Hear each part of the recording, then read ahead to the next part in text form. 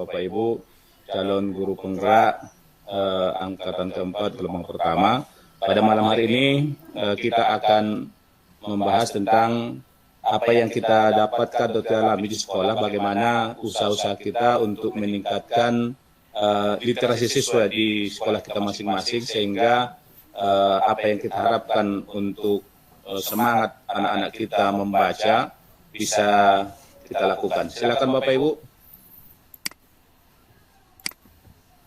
Karena hal-hal ini juga sering ini kita harus tingkatkan. Masa-masa anak-anak kita ini lebih banyak menggunakan gadgetnya, sehingga membaca dia kurangi untuk referensi-referensi atau buku-buku kita yang ada di sekolah. Kita menunggu Pak Selamat sedang memberikan jawaban yang lain. Kami harapkan juga untuk bisa berpartisipasi, Bapak Ibu.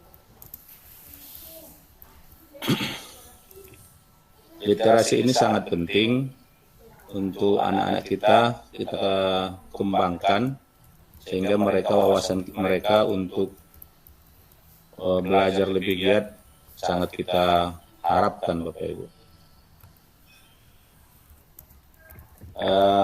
Pak Selamat mengomentari dengan beliau mengatakan menyiapkan perangkat literasi dan program pengembangan literasi di sekolah. Barangkali ini pada Pak Selamat, bagaimana maksudnya ini, bagaimana pengembangan literasi yang harus kita kembangkan di sekolah. Silakan berikan komentar. Baik Pak, yang pertama yang saya maksud perangkat literasi ini adalah tentu di sekolah itu harus kita siapkan dulu seperti buku-buku perpustakaan, pojok baca,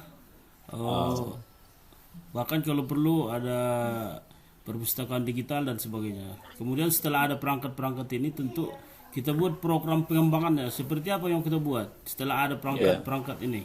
Barangkali demikian Pak. Oke, terima kasih Pak Selamat. Kita beralih ke Pak Faiz ini dulu. Nanti lebih lanjut kita kasih komen dari kawan-kawan mungkin. Pak Faiz menyatakan dengan cara mengembangkan pojok baca dengan buku-buku yang bestseller, memberikan suatu contoh keberhasilan seorang dengan Pak Faiz mengantung ceritanya. Ini pojok-pojok baca yang bagaimana nih yang di sekolah yang bisa kita lakukan, Pak Faiz? Silakan Pak.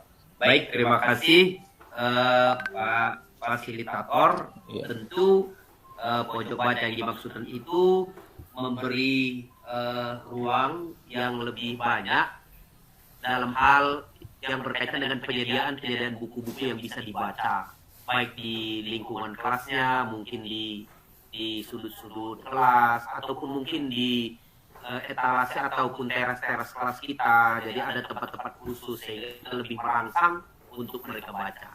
Nah, itu yang pertama. Yang kedua, Pak Fasilitator, yang seringkali kita lihat kalau ada sesuatu, misalnya materi yang kita sampaikan kepada siswa, tapi tidak kita tuntaskan, sebenarnya maksudnya tidak dituntaskan, atau kita berikan satu contoh seseorang yang berhasil, tapi tidak kita tuntaskan, sehingga baru kita sampaikan ke dia, kalau kamu mau maka baca buku yang ini, maka dia sangat rangsang untuk melakukan itu. Terima kasih Pak Fasilitator. Ya, setidaknya buku yang kita arahkan itu ada di sekolah ya Pak Faiz. Ada di sekolah tentunya Pak. Jangan tidak ya, betul. Terima kasih Pak Faiz. Itu siasatnya Pak. Iya. Sehingga mereka mencari buku yang sudah kita miliki. Iya. Apalagi yang betul-betul oke sama dirinya, pasti dicarinya Pak. Membeli pun dia mau Pak. Gitu Pak. Iya. Okay. Jadi seperti Bapak mungkin kalau guru kaitkan saja dengan materi Bapak, maka dia terus mengejar. Makasih Pak. Oke, makasih Pak Faiz. Pak Apwan ini memberikan komentar bahwa memotivasi siswa membaca dan menyiapkan buku-buku tidak hanya buku pelajaran, tetapi juga buku referensi lain dan ada program literasinya. Ini mungkin Pak Apwan, bahasa memotivasi sekarang anak-anak ini bagaimana ini kira-kira? Mereka lebih suka ini membaca yang di HP dia daripada buku yang kita sediakan. Ini gimana Apwan ini? Terima kasih. Maksud saya memotivasi itu tentu bisa saja supaya dia terdorong membaca. Pertama tadi tentu referensi yang menarik bagi dia, tidak hanya Iya. pelajaran. Yang kedua, maksud saya memotivasi dalam hal ini adalah seperti di sekolah kita, Pak. Barangkali di barangkali ada buku-buku yang kejuruan itu tadi pertanyaannya. Yang kedua, memotivasi maksudnya tentu ada yang kita berikan semacam reward bagi yang banyak membaca buku. Misalnya waktu kita pernah kerjakan di sekolah, kalau dia sudah membaca sekian buku, ditampilkan di majalah dinding misalnya. Lalu siapa yang paling bagus tulisannya itu kita berikan semacam reward, katakanlah berikan buku atau yang sederhana lah rewardnya.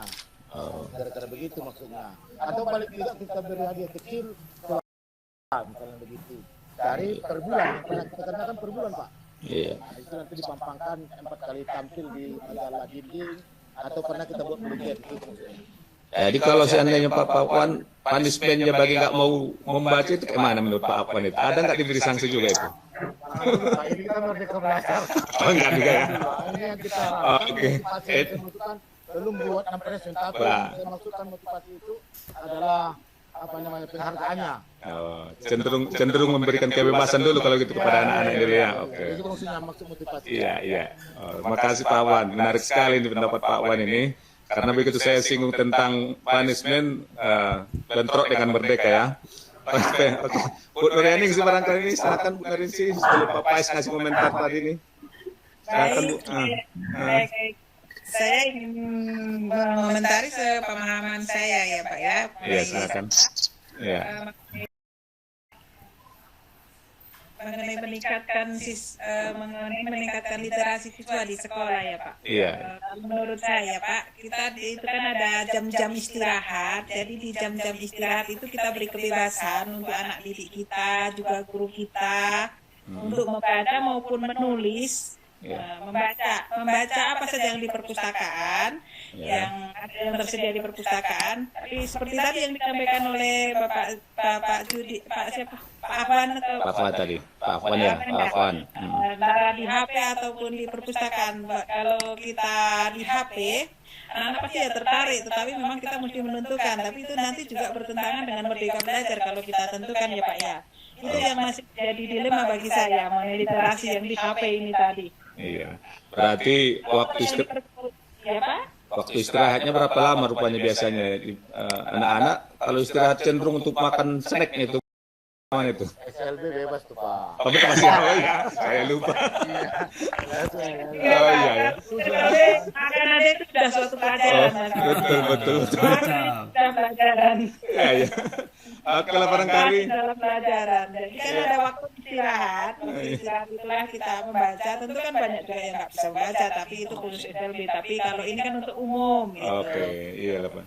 Iyalah, makasih lah Pak Bu Nuryaning sih. Pak Pais tampaknya singkat aja Pak Pais, silakan Pak Pais karena waktu kita ini sangat terbatas nih. Baik Pak Fasilitator, kemarin saya teringat tentang apakah kita setuju kalau masyarakat memberikan sumbangan buku bekas kepada sekolah. Bapak Ibu cenderung saya tengok menyatakan setuju. Kalau saya Pak tidak setuju. Karena ini termasuk tidak memerdekakan.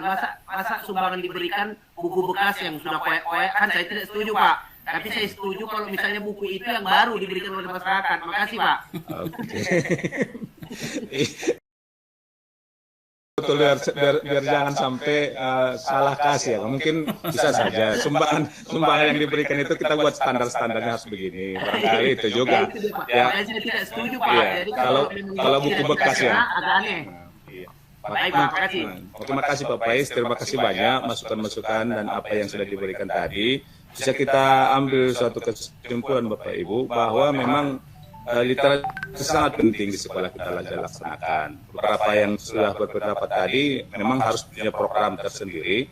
Kemudian kita buat sarana prasarana yang mendukung, terutama ya yang disukai anak-anak lah terutama seperti yang disampaikan oleh Bapak Pais tadi, bestseller itu tentu yang karena disukai anak-anak atau mereka tahu itu. Kemudian bagaimana kita mensosialisasikannya, terutama tempat-tempat pojok-pojok baca, baik di setiap kelas kita buatkan sehingga mereka suka dengan membaca ini. Waktu senggang seperti yang disampaikan Bu Nuryaning tadi bisa di waktu istirahat. barangkali itulah sekedar kesimpulan yang mungkin bisa kita ambil dari pendapat Bapak Ibu. Terima kasih banyak atas keterlibatannya di dalam kegiatan fasilitator tentang meningkatkan literasi ini. Mudah-mudahan ada manfaatnya buat kita semuanya. Satu dan selamat malam. Assalamualaikum. Waalaikumsalam warahmatullahi wabarakatuh.